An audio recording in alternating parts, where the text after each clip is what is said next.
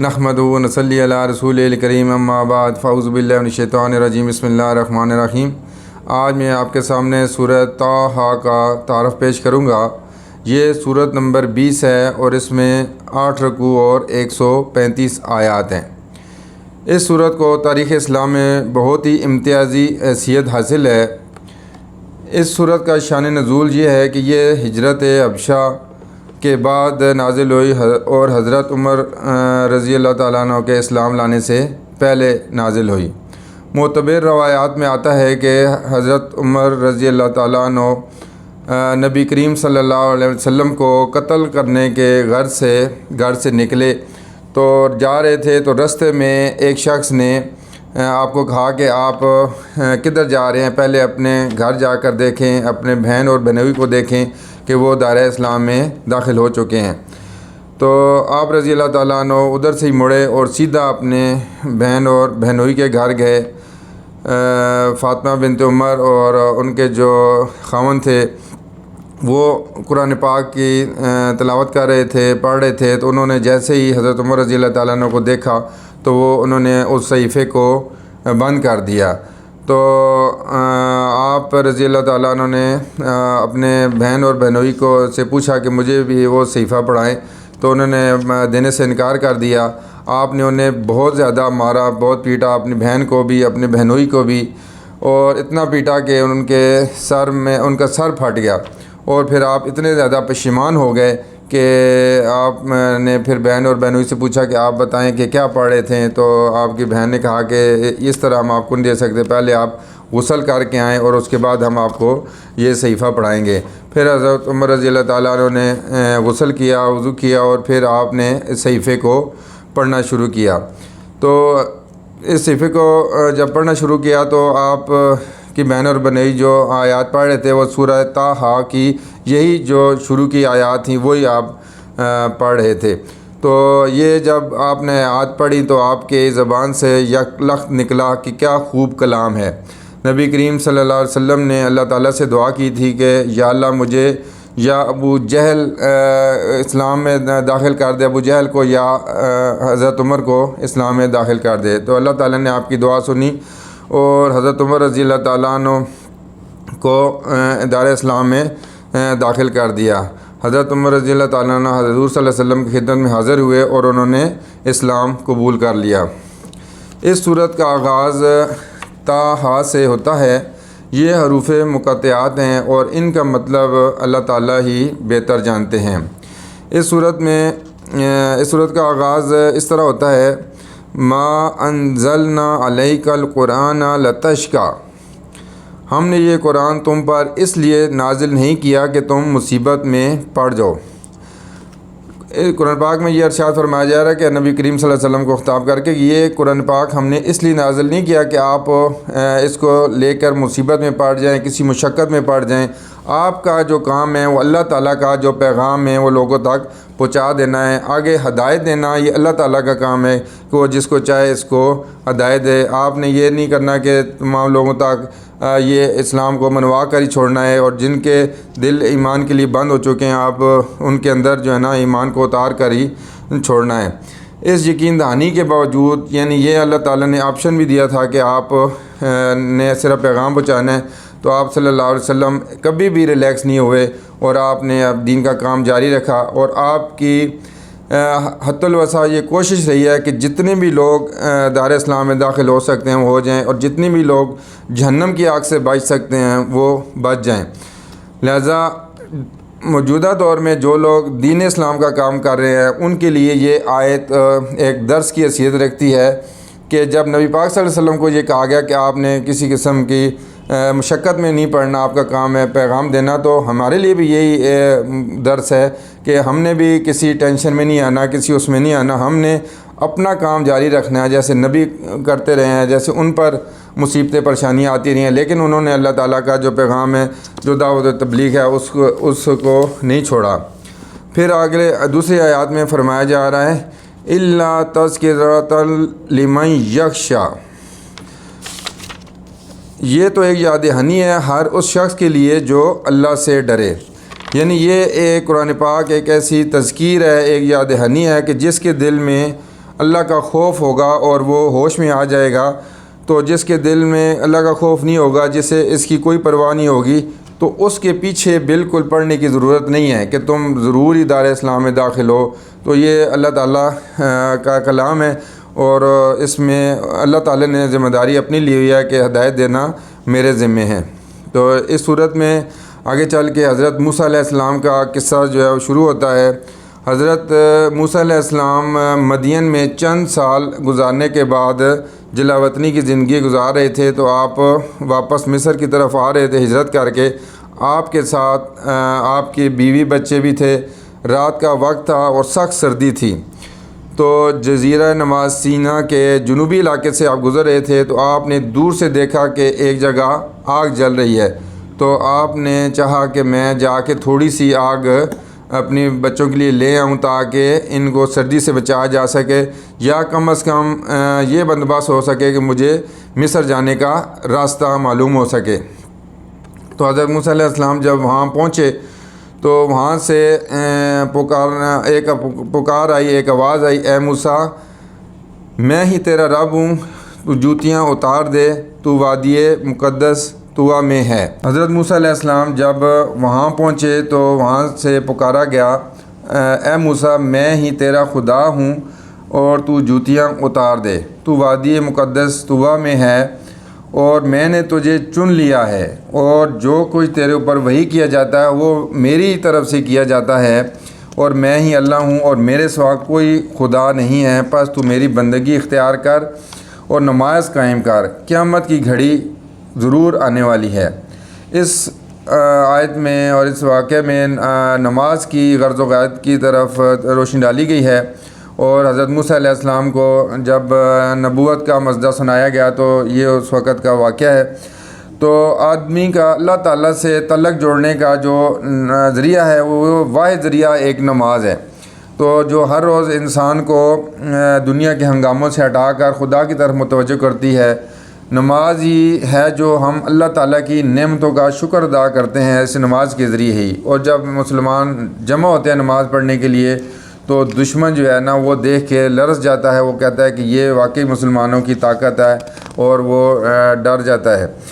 تو نماز ایسی چیز ہے جس سے ہمیں ہر حال میں پڑھنا چاہیے اور اس سے چھوڑنا نہیں چاہیے۔ آگے پھر آیت نمبر 18 سے لے کر 23 میں حضرت موسیٰ علیہ السلام کے دو معجزات کا ذکر ہے۔ ایک یہ کہ حضرت موسیٰ علیہ السلام کو جو عصا ملی ہوئی تھی، آپ کو حکم دیا گیا کہ آپ اس عصا کو زمین پر ڈال دیں۔ تو حضرت موسیٰ علیہ السلام نے جب اسے زمین پر ڈال دیا تو وہ جو عصا تھی وہ اژدہا بن گئی، سانپ بن گئی۔ تو حضرت موسیٰ علیہ السلام تھوڑے سہم گئے، ڈر گئے، تو اللہ تعالیٰ نے فرمایا کہ ڈرو مت، ہم اسے واپس لوٹا دیں گے۔ تو پھر اس عصا کو واپس لوٹا دیا گیا۔ اور پھر جو دوسرا معجزہ ہے وہ یہ ہے کہ حضرت موسیٰ علیہ السلام کا جو دایاں ہاتھ تھا، اللہ تعالیٰ نے حکم دیا کہ آپ اس کو بغل کے نیچے اس طرح دیں۔ تو حضرت موسیٰ علیہ السلام نے اسی طرح اس کو بغل کے نیچے دیا۔ جب باہر نکالا تو وہ بہت زیادہ چمکنے لگا، جس طرح دن میں سورج چمکتا ہے۔ جب ان دو معجزے تھے، آپ علیہ السلام کو بن مانگے عطا کیے گئے۔ اس کے بعد ان احسانات کا ذکر کیا جا رہا ہے جن سے بن مانگے آپ کو نوازا گیا ہے۔ فرعون نے بنی اسرائیل کے ہر نوزائیدہ بچے کو قتل کرنے کا حکم دیا ہوا تھا۔ آپ کے جو فرعون کی جو سلطنت تھی اس میں ان کے جو نجومی تھے انہوں نے پیشن گوئی کی ہوئی تھی کہ آپ کی جو سلطنت ہے اس میں ایک ایسا بچہ پیدا ہوگا جو بڑا ہو کے آپ کی سلطنت کو ختم کر دے گا، آپ کی تباہی کا باعث بنے گا۔ تو فرعون نے حکم دیا ہوا تھا کہ جو بھی بچہ پیدا ہو اسے قتل کر دیا جائے، مار ڈالا جائے۔ لیکن تقدیر الہی کو کون ٹال سکتا ہے؟ قدرت کی نشانیوں نے یہ بتا دیا کہ اے فرعون، جس نے بچے کو پیدا کرتے ہی مار ڈالنے کا پروگرام بنایا تھا، دیکھ ہم اسے تیرے محل میں لے کر آ گئے ہیں۔ حضرت موسیٰ علیہ السلام کی جو ماں تھی ان کے دل میں یہ تدبیر ڈال دی گئی کہ اس کے برحق ہونے کے بارے میں انہیں یقین دلا دیا گیا، تو وہ ایسا کرنے کے لیے خوشی سے آمادہ ہو گئیں، اور انہوں نے ایک تابوت بنایا، صندوق بنایا، اور صندوق میں حضرت موسیٰ علیہ السلام جب پیدا ہوئے تو انہیں چھوٹی عمر میں اسے ڈال کر اپنے لخت جگر کو اس میں ڈالا اور دریا کی موجوں کے حوالے کر دیا۔ کوئی بھی ماں جو ہے نا اپنے لخت جگر کو ایسا کرنے کے لیے تیار نہیں ہوتی، لیکن یہ تدبیر حضرت موسیٰ علیہ السلام کی ماں کے دل میں ڈالی گئی۔ چنانچہ جب آپ دریا میں جا رہے تھے تو حضرت موسیٰ علیہ السلام کی والدہ نے جب دریا کے حوالے کر دیا تو جو فرعون ہے اس کی بیوی ہے وہ محل کے اوپر کھڑی تھی، اور اس نے دیکھا کہ یہ صندوق آ رہا ہے دریا میں، تو اپنی سہیلیوں کے ساتھ کھڑی تھی، تو وہ صندوق جو ہے اس نے پکڑ لیا اور اسے لے کر اندر چلی گئیں۔ اللہ تعالیٰ نے اپنی محبت کا ایسا کرشمہ کیا کہ جو بھی دیکھتا محبت میں دیوانہ ہو جاتا۔ پھر فرعون کی بہن کے کہنے پر حضرت موسیٰ علیہ السلام کو ان کی ماں کے حوالے کر دیا گیا۔ یوں حضرت موسیٰ علیہ السلام کی جو پرورش ہے وہ ان کی حقیقی والدہ کے سامنے ہوئی۔ حضرت موسیٰ علیہ السلام کی پرورش کے تمام انتظامات اسی محل کے اندر کر دیے گئے۔ حضرت موسیٰ علیہ السلام اور حضرت ہارون علیہ السلام تو ان کی طرف وحی نازل کی گئی، تو فرعون نے ان سے پوچھا، اے موسیٰ تم دونوں کا رب کون ہے؟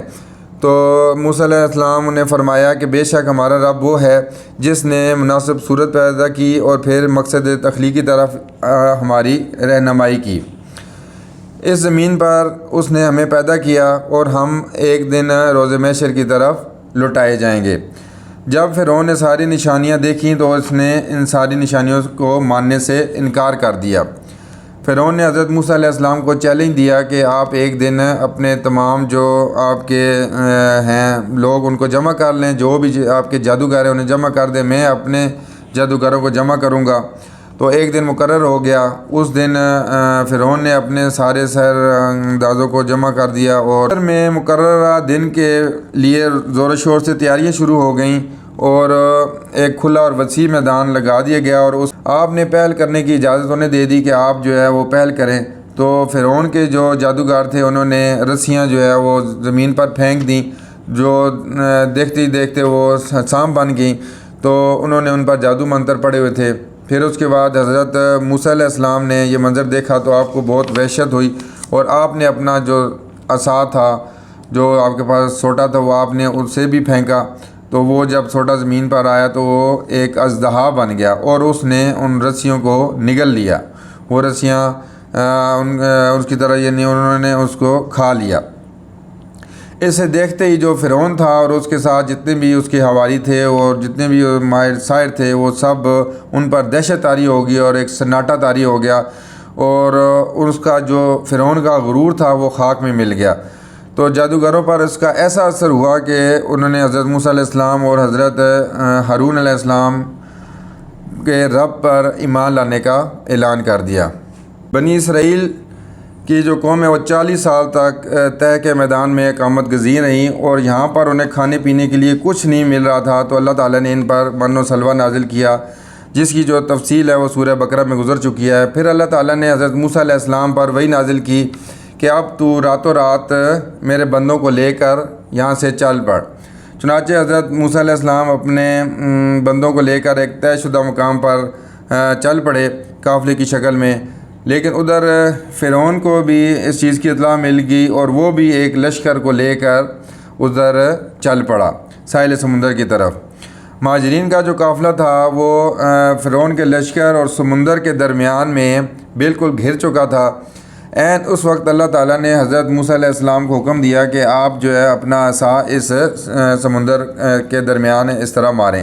تو حضرت موسیٰ علیہ السلام نے وہ عصا اپنا مارا تو جو سمندر تھا وہ پھٹ گیا، اور وہ 2 ٹیلوں کی شکل میں اس طرح کھڑا ہو گیا، تو اس کے بیچ میں گزرنے کا راستہ بن گیا۔ تو حضرت موسیٰ علیہ السلام اور ان کی جو قوم ہے وہ وہاں سے گزر گئی۔ تو پھر مہاجرین کے گزرنے کے بعد جو فرعون تھا اس نے بھی اس طرح سے گزرنے کی کوشش کی، تو دوسری طرف جب وہ گزر رہے تھے تو جو حضرت موسیٰ علیہ السلام کی قوم تھی وہ دوسرے کنارے پر کھڑے ہو کر دیکھ رہی تھی۔ تو فرعون کا جو لشکر تھا جب وہ اس نے سمندر میں گزرنے کی کوشش کی تو سمندر آپس میں مل گیا، اور فرعون کا جو لشکر تھا وہ اس میں غرق ہو گیا۔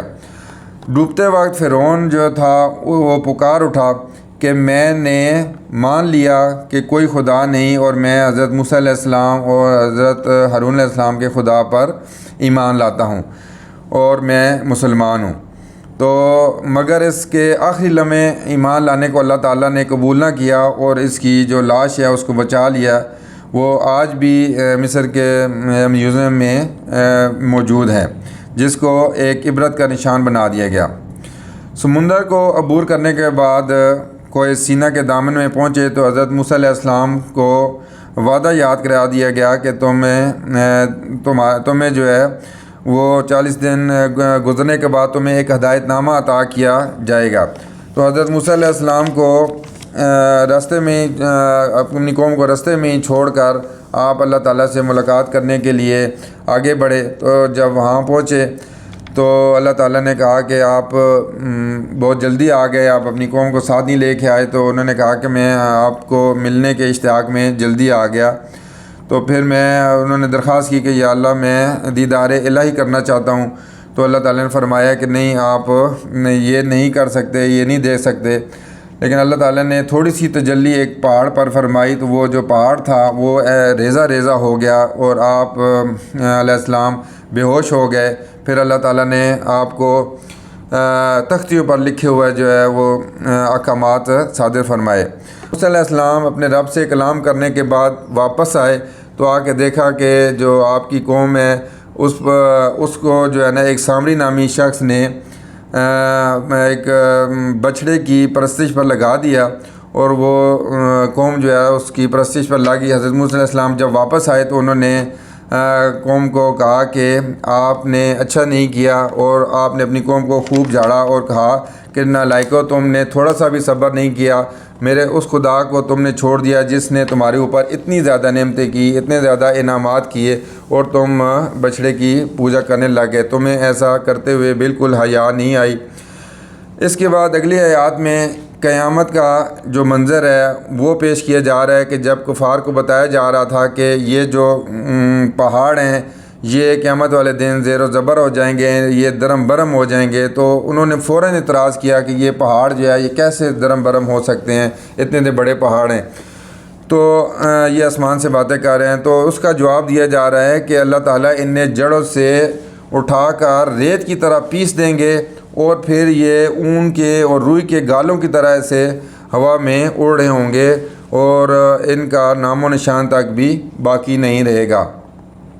اس صورت کے آخر میں حضرت محمد صلی اللہ علیہ وسلم کو مخاطب کر کے فرمایا جا رہا ہے کہ ہم نے اپنے ہاتھ سے تم کو ایک ذکر، ایک نصیحت عطا کی، درس نصیحت عطا کی، جو کوئی بھی اس پر عمل کرے گا وہ کامیاب ہوگا، جو اس سے منہ موڑے گا وہ اپنا نقصان خود کرے گا۔